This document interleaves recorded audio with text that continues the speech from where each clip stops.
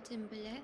इसमें बेसिकली ये बताया दो तरह के गुड्स होते हैं, सर्च गुड्स होते हैं, एक्सपीरियंस गुड्स होते हैं। सर्च गुड्स ऐसे गुड्स होते हैं जो बेसिकली अगर मतलब you don't need to use them, मतलब ऐसा नहीं है कि तुम्हें पहले यूज़ करना होगा फिर तुम्हें समझ में आएगा कि अच्छा ये हाई क्वालिटी का है, ये लो क्वालिटी का है। तुम्हें पता है कि उसकी क्वालिटी कैसी है और तुम बस ढूंढने जा रहे हो कि ये गुड मुझे चीपेस्ट कहाँ मिल सकता है, जैसे कि नमक वगैरह टाइप्स कुछ। ठीक है, बट एक्सपीरियंस गुड्स होते हैं ऐसे गुड्स जिनको तुम्हें पहले एक्सपीरियंस करना पड़ता है, तब तुम्हें समझ में आता है कि अच्छा ऐसा गुड है ये। ठीक है, तो अभी हम एक्सपीरियंस गुड्स की बात करेंगे कि कैसे एडवर्टाइजिंग जो है वो एक्सपीरियंस गुड्स के लिए बेसिकली लोगों को सिग्नल कर सकती है कि अच्छा अगर ये कंपनी एडवर्टाइजिंग कर रही है तो दैट मीन्स कि it has a high quality product. ठीक है, तो बेसिकली हम ये अज्यूम करके चलते हैं कि अगर एक लो क्वालिटी प्रोडक्ट है तो उसकी वैल्यू कंज्यूमर को ज़ीरो है, अगर एक हाई क्वालिटी प्रोडक्ट है तो उसकी वैल्यू कंज्यूमर को $40 के लिए वो देने को तैयार है। ठीक है, 80% चांस है कि गुड हाई क्वालिटी का होगा, 20% चांस है कि वो लो क्वालिटी का होगा। ठीक है, एक्चुअल प्रोडक्शन कॉस्ट $16 की है regardless of the kind of good being produced, और इलास्टिसिटी ऑफ डिमांड मतलब $16 ही कॉस्ट पड़ रही है। अच्छा क्वालिटी बनाओ ख़राब क्वालिटी बनाओ, डज़ नॉट मैटर। ठीक है, एग्ज़ाम में what sir can do is कि 16 की जगह मतलब दो अलग अलग टाइप की कैन गिव कॉस्ट कि अच्छी क्वालिटी का ये है, ख़राब क्वालिटी थोड़ी कम कॉस्ट में बनती है, something of that sort, right. Elasticity of demand is constant और उसकी वैल्यू है 3। ठीक है, तो अगर इलास्टिसिटी पता है, मार्जिनल कॉस्ट पता है, तो हम लर्नर इंडेक्स से ऑप्टिमाइजेशन वाला प्राइस निकाल सकते हैं, राइट। ऑप्टिमल जो प्राइस होगा वो निकल रहा है 24। Simple P minus M C by P is equal to 1 by elasticity में वैल्यूज़ पुट कर दिए। 2 पीरियड की ये पूरी चीज़ है। ठीक है,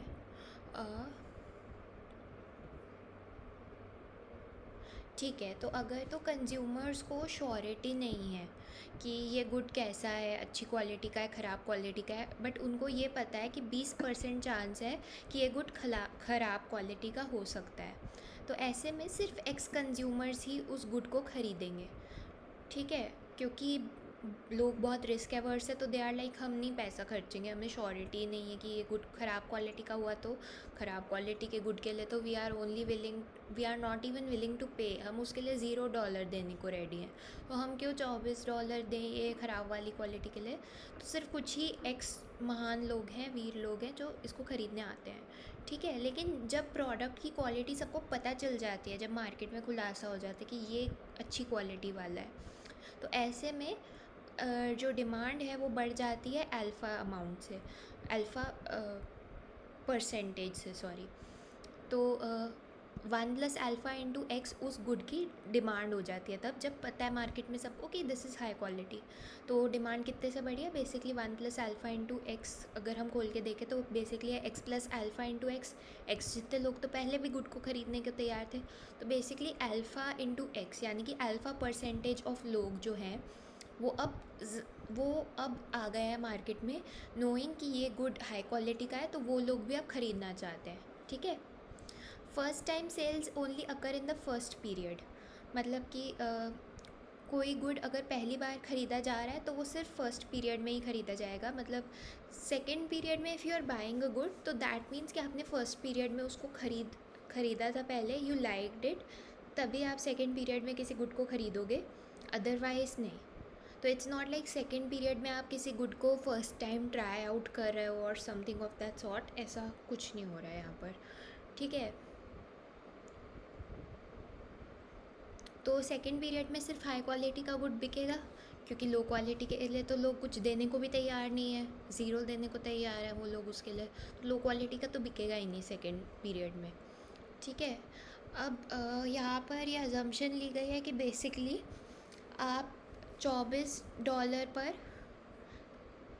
कितने भी मतलब नॉर्मली क्या होता है कि अगर आप, चलो उस पर मैं आती हूँ अभी जस्ट अ मिनट। तो बेसिकली आपका जो प्रॉफिट है पर यूनिट वो हो जाएगा 24 आप चार्ज कर रहे हो प्राइस, 16 आपका मार्जिनल कॉस्ट है, तो $8 का प्रॉफिट आप हर यूनिट पे बना रहे हो।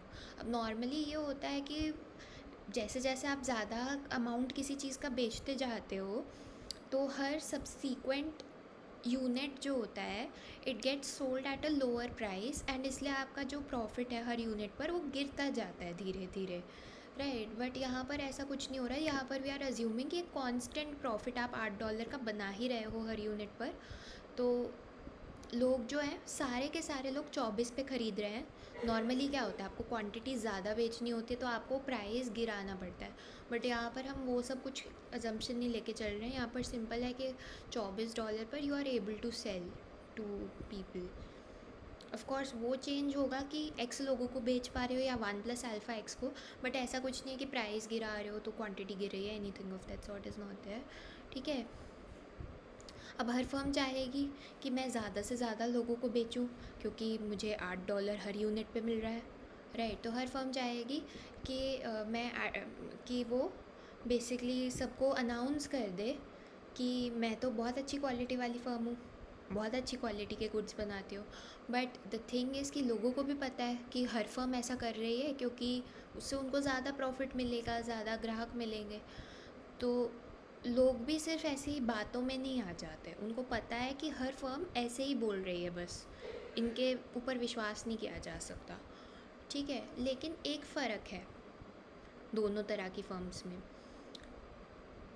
अगर एक फ़र्म हाई क्वालिटी का गुड बेच रही है तो अगर उसने इस पीरियड में जितने भी लोगों को ये हाई क्वालिटी का गुड बेचा है, सेकेंड पीरियड में भी ये सारे लोग उसके पास रिपीट कस्टमर्स की तरह जाएंगे, राइट। तो this is something we know. But low quality product वाली फर्म जो है उसके पास सिर्फ फर्स्ट पीरियड है माल बेचने के लिए, ठीक है। तो लेट्स से, तो अब हम देखते हैं कि बेसिकली फर्म जो हाई क्वालिटी वाला गुड बेच रही है वो कब डिसाइड करेगी कि ठीक है एडवर्टाइज़ करते हैं। अगर वो एडवर्टाइज़ नहीं करती तो उसको $8 का प्रॉफिट हो रहा है ना, और हर यूनिट पे हो रहा है, वो एक्स लोगों को बेच पा रही है, तो 8x उसका प्रॉफिट हो गया फर्स्ट पीरियड का। सेकेंड पीरियड में अगेन ये सारे जो एक्स लोग हैं उसके पास वापस आएंगे क्योंकि दे नो कि बेसिकली ये फर्म जो है ये गुड क्वालिटी वाला प्रोडक्ट बेच रही है। तो ये सारे 8x जो लोग हैं ये वापस आएंगे, मतलब ये सारे जो एक्स लोग हैं ये वापस आएंगे। Again the firm will make a profit of ₹8 on every unit sold, but क्योंकि ये सेकेंड पीरियड का है तो we will also have to discount it, तो इसलिए R से मल्टीप्लाई करा दिए, ठीक है। तो कॉमन लिया तो वील गेट दिस, R जो है 0 से 1 के बीच में डिस्काउंट फैक्टर है, ठीक है। अगर वो एडवर्टाइज़ करे तो उसको कितना प्रॉफिट होगा। अब अगर वो एडवर्टाइज़ कर देती है तो सब लोगों को एडवर्टिजमेंट से पता चल गया कि हाँ ये अच्छी क्वालिटी की फ़र्म है क्योंकि ये एडवर्टाइज़ कर रही है, तो क्या, तो फिर उसके पास 1 प्लस अल्फ़ा इंटू एक्स लोग जाएंगे, ठीक है। और हर यूनिट पर अगेन वो ₹8 बनाएगी, again 8 into 1 plus alpha into x जितना उसका प्रॉफिट होगा, बट उस प्रॉफिट को R से मल्टीप्लाई किया हुआ है क्योंकि R डिस्काउंट फैक्टर है, और -A क्योंकि एडवर्टाइजिंग कॉस्ट भी तो है, तो उसका प्रॉफिट जो है विद एडवर्टाइजिंग इतना हो जाएगा। अगर हम चाहते हैं कि वो एडवर्टाइज़ करे तो उसका profit from advertising must be greater than profit from non advertisement, right. तो वो करते हैं तो वी गेट बेसिकली, अगर हम वो करते हैं तो हमारे पास अल्टीमेटली ये कंडीशन आती है, राइट। एंड अगर हम इसको सॉल्व करते हैं तो वी गेट दिस कंडीशन, ठीक है। तो ये चीज़ हो गई। अगर but at the same time अगर हाई क्वालिटी वाली फ़र्म एडवर्टाइज़ कर सकती है तो लो क्वालिटी वाली भी कर सकती है, और अगर हर तरह की फ़र्म एडवर्टाइज़ करने लग जाए तो एडवर्टिज़मेंट में और बोलने में डिफरेंस ही क्या हुआ। मतलब अभी हमने बात की कि वो अगर हर फर्म बोले ऊंची ऊंची ज़ोर ज़ोर से कि मैं अच्छी फ़र्म हूँ, मैं अच्छी क्वालिटी का गुड बनाती हूँ, तो लोग जो है विश्वास नहीं करते बिकॉज दे नो कि हर फर्म ऐसा ही करना चाहती है, हर फर्म बोलना चाहती है कि मैं अच्छी फ़र्म हूँ ताकि ज़्यादा से ज़्यादा लोग उसके पास आए, तो उसका विश्वास नहीं किया जा सकता। लेकिन अगर सिमिलरली हर फर्म एडवर्टाइज़ करने लग जाए और आपको पता है, कंज्यूमर्स को ये नहीं पता कि कौन सी जो फर्म है वो ख़राब क्वालिटी का गुड बना रही है, बट दे नो कि कुछ फर्म्स ऐसी हैं जो ख़राब क्वालिटी का गुड बना रही हैं। उनको इतना पता है कि 20% of the goods are of bad quality, right. तो अगर इफ़ दे नो दैट, तो तो फिर वो किसी का भी विश्वास नहीं कर सकते ना। अगर हर कोई एडवर्टाइज़ कर रहा है और आपको पता है फॉर अ फैक्ट कि 20% जो है इसमें से लो क्वालिटी के हैं, तो आप किसी का भी विश्वास नहीं कर सकते।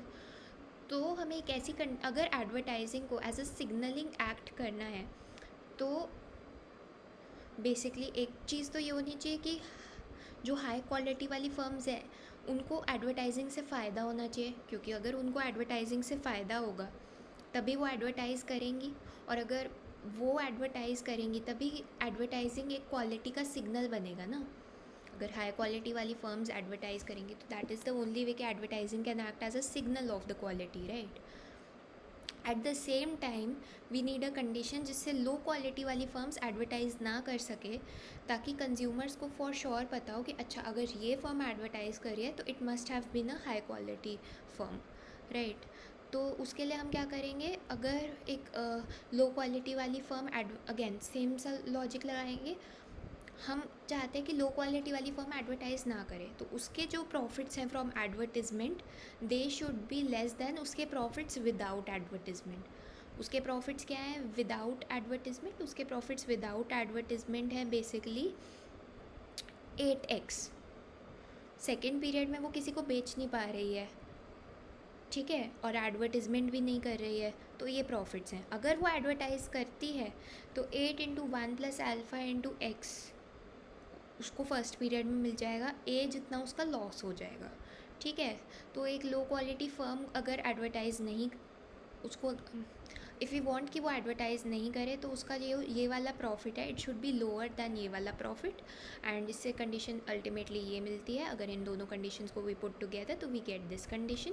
एंड क्योंकि आर जो है वो हमेशा ज़ीरो से बड़ा होगा, तो वी नो कि कुछ ना कुछ ए की वैल्यू ऐसी ज़रूर होगी जो बेसिकली इस कंडीशन को सेटिस्फाई करे। तो कुछ ना कुछ अमाउंट ऑफ एडवर्टाइजिंग स्पेंडिंग ऐसा ज़रूर होगा जो हाई क्वालिटी फ़र्म कर सकती है और जो लो क्वालिटी फ़र्म नहीं कर सकती है, जिससे कि वो बेसिकली खुद को अपनी क्वालिटी को सिग्नल कर सकती है, राइट। हाँ, ये इन्होंने एक न्यूमेरिकल दिखाया है। मेरे हिसाब से इसका आंसर जो है इस न्यूमेरिकल का, it was coming out to be कि आपकी जो एडवर्टाइजिंग है वो 20 मिलियन से 38 मिलियन के बीच में होनी चाहिए, बट इनका आंसर अलग आ रहा है। I don't know why. I guess या तो उनकी साइड से कोई एरर है या मेरी साइड से, आई डोंट नो एग्जैक्टली। एक बार कैलकुलेट करके you can just check. But इस बुक में इतने एरर्स है कि अगर इसमें ही गलती हुई तो भी मुझे मतलब कुछ ऐसा शॉक नहीं लगेगा। तो मैंने इसमें इतना ही किया है, अदरवाइज़ सारी थ्योरी है।